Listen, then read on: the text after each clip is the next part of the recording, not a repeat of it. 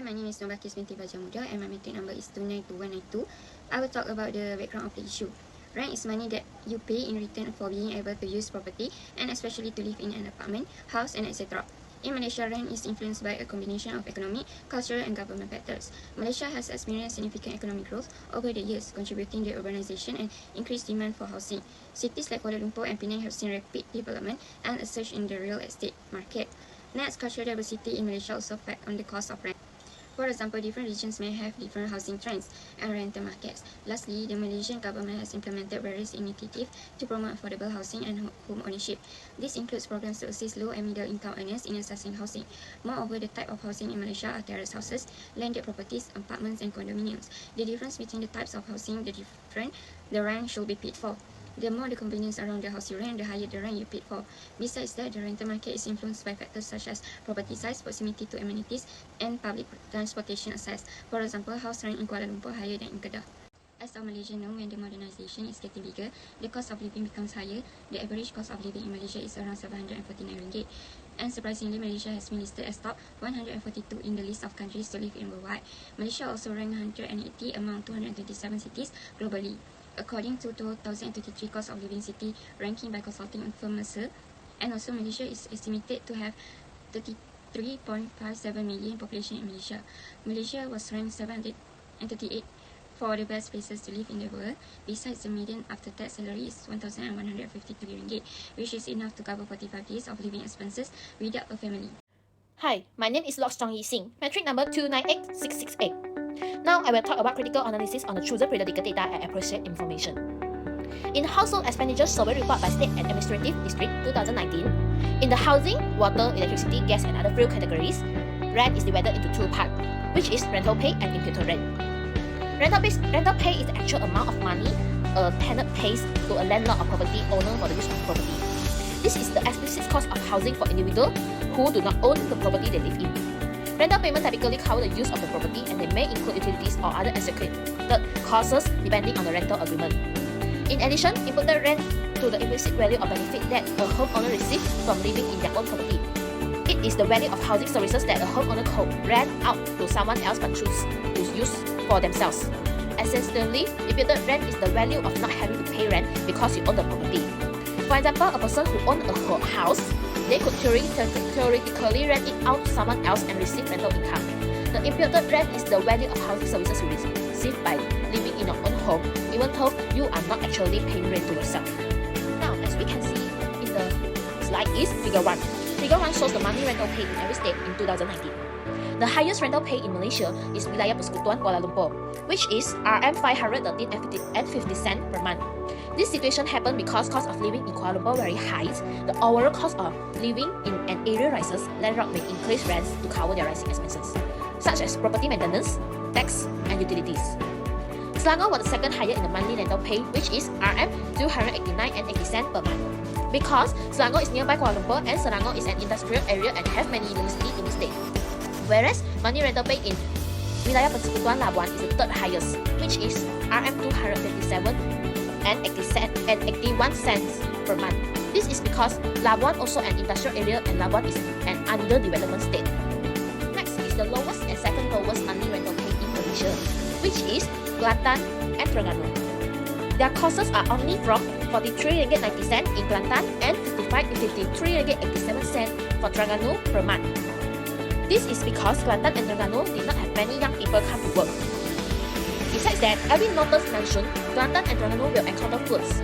Thus, the monthly rental pay are the lowest in these two places because of the seasonal issue and the economic growth in these two states.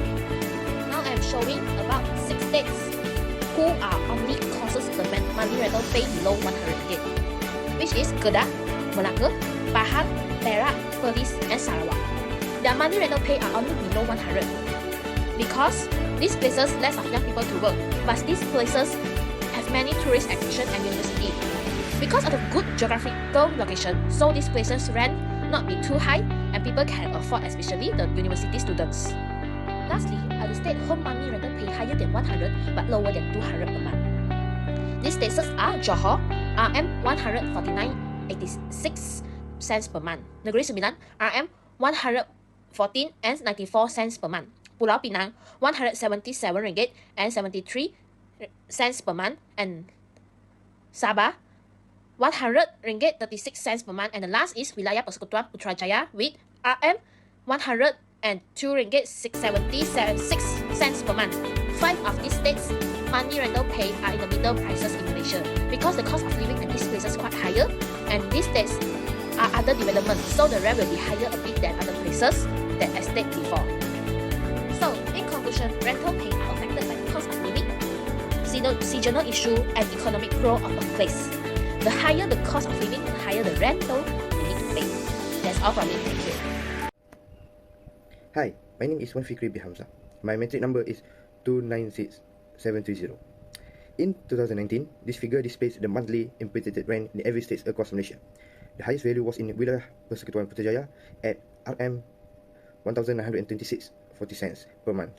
This can be contributed to the fact that Putrajaya is the national hub of Malaysia, housing the Prime Minister's department and various government departments. Additionally, most of the population in this beautiful landscape city consists of government residents. On the other hand, Kedah had the lowest monthly imputed rent among all the states. This would be attributed to Kedah not being a prosperous city and most of its residents already owning their own business and houses. Coming in second with a monthly imputed rent of RM 1,095 and 55 cents per month is Wilayah Persekutuan Kuala Lumpur, the capital city of Malaysia, being a global destination with numerous jobs and educational opportunities. People from all over the world flock to this bustling city.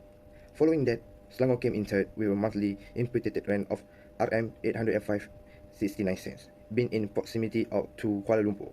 Many people chose to rent in Selangor due to its relatively lower rental fees compared to the capital. Johor, Pulau Pinang and Wilayah Persekutuan Labuan have monthly imputed rents lower than the top 3 highest rents in Malaysia. However, all these 3 states still have higher imputed rents than the remaining states. The economic growth in these places, coupled with a growing young workforce, contributes to the increase in imputed rent. In Sabah, Sarawak, Melaka and Terengganu, the monthly imputed rents range from above RM 500 but lower than 550 per month. These states boast famous attractions that draw in tourists, contributing to the higher imputed rents value. Highly desirable locations and attractive amenities play a key role in driving up rental space and prices. Lastly, Kelantan, Negeri Sembilan, Pahang, Perak and Perlis have monthly imputed rents below RM 500. These states see a significant outflow of young people to bigger cities, resulting in a decreased demand for rented accommodations. Additionally, many families in these states already own their own house, further reducing the needs for rentals. In conclusion, the economic growth of a region directly impacts the imputed rent that individuals must pay. Higher economic growth leads to increased demands for housing, driving up rental prices. Hi, my name is AMILYA, EZZATI binti AZIZ. My metric number is 296706. So I'm going to talk about government policies that have been implemented regarding to house rent. So first is house rent control. It's measured to limit the amount of landlord can increase rent, which is provide a structure that prevents the landlord from abruptly, and it prevents from the uncertainty that comes with uncontrolled increase in housing costs, and it's raising rents to a point where it will become unaffordable for renters.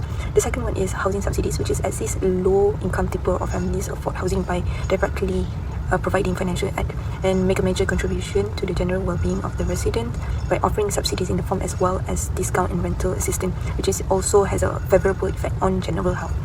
The third one is tenant protection law, which is law that protect the place of the tenant from unjust eviction procedure and to guarantee that they receive sufficient notice prior to any hikes. And it's also stated in the Specific Relief Act 1950 that prohibits that landlord from evicting the tenant or making the property inaccessible to tenant without a court order. And it gives renter a certain amount of security and consistency in their living circumstances by laying out certain rules and legal requirements. Continue with housing development incentive to the purpose that they will construct more rental homes, particularly in places where there is a housing scarcity, and to motivate developers to make investments and produce more housing options, which have several advantages above and beyond the immediate rise in the number of available homes. This is not only make these areas more aesthetically pleasing, but also promotes the development of thriving mixed-use communities that include residential, commercial, and recreational areas. And the last one is property tax policies that impact rental price directly and indirectly, which is authority adjust property tax price or exclusion to incentive landlords to keep the rental pricing affordable, and it preventing excessive rent increase and addressing issues during building.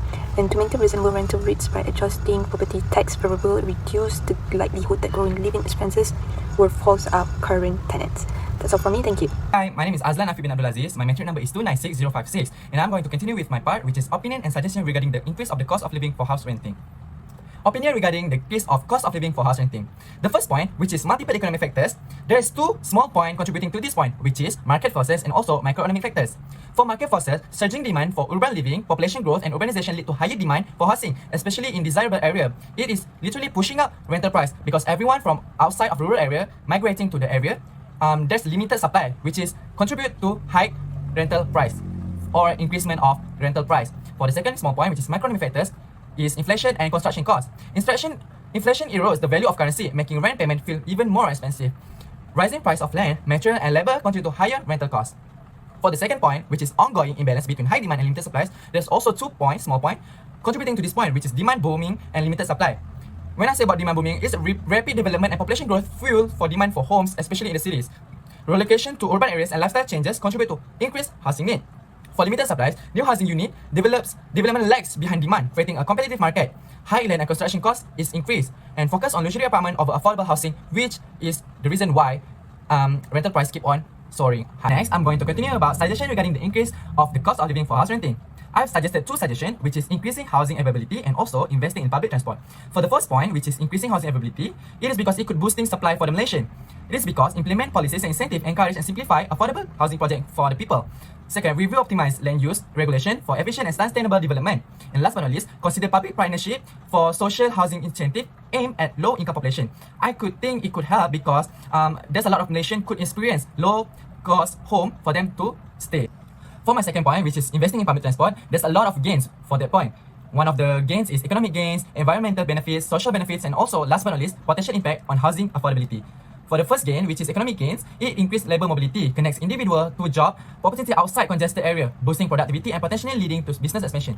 For this point, it is really crucial for economic gains because, people don't need to migrate to a rural area. They can just stay outside of the cities and still come to work and be productive with efficient public transportation. For the second explanation for gains is environmental benefits. It could reduce traffic congestion, lead to less air pollution because imagine during the jam and we use car, bus, public transport, a lot of public transportation, it boosted our gas, our carbon monoxide, carbon dioxide on our air, and it could lead to air pollution. For the third gain, which is social benefits, is promote equity and access, improve accessibility for all, including those without personal vehicle, creating a fairer and more inclusive society.